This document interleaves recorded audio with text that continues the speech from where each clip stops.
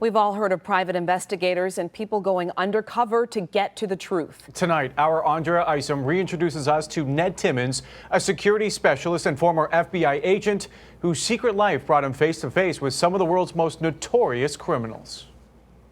Drugs are menacing our society. They're threatening our values and undercutting our institutions. It was the 1980s. It was the war on drugs. And it was America's mission. It was America's message to eradicate it. And Ned Timmons knew the deal. After all, he is a crime fighter. He is a fighter for justice. It's in his DNA. Timmons was a cop in Oak Park. But this gentleman wanted to sink his teeth into something he saw as grittier. That was always my goal, to get into the FBI. I had spent time in the Army, assigned to the CID. And his dream came true. Timmons became a special agent for the feds. Well, I was based in Detroit. And Timmons was itching to get to work, to fulfill the duties of the job, by any means necessary. So Timmons went undercover. We'd been working motorcycle gangs, and they were being worked under what they called non-traditional organized crime. In Detroit, Metro Detroit, nationwide, he says. And in 1982, we ended up catching a rather notorious fugitive that was wanted for a lot of crimes, bombings, firing rockets. He had done time in 7 federal penitentiaries. He was going back for life. And, we kind of made him an offer that he couldn't refuse.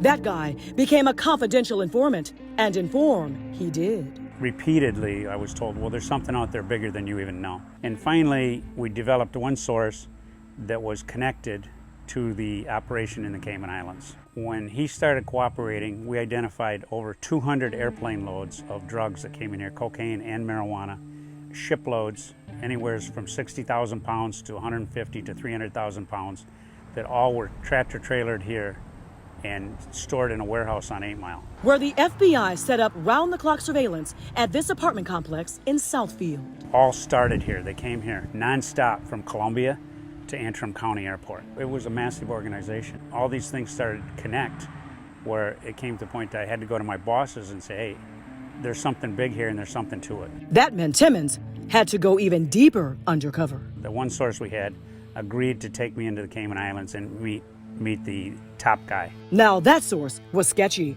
unpredictable, unstable at best, tells Timmons. And then? Into the Cayman Islands with no backup, no way to get help. His alias was Ed Thomas, his said occupation. They believed that I had worked for the Saudis, the sheiks and stuff, doing security. And you become an actor. And only if you screw up, there's a big penalty. Yeah, survive or die. The credit has got to go to the FBI and its ability to work a massive case like this and coordinate it. To bust an international drug cartel wide open. Indicted and convicted 300 people involved in smuggling. We seized a lot of property, we seized a lot of money. We identified General Noriega, the president of Panama, as being involved in the conspiracy to smuggle drugs, to launder money. Millions. 45 million. But this all happened a long time ago. Why talk now? A lot of the sources are dead, and it was just timing. Ochoa, Escobar, Julio David Nasser, that would hold a grudge. They're all dead. Today it's out in a podcast, Deep Cover, by Jake Halpern.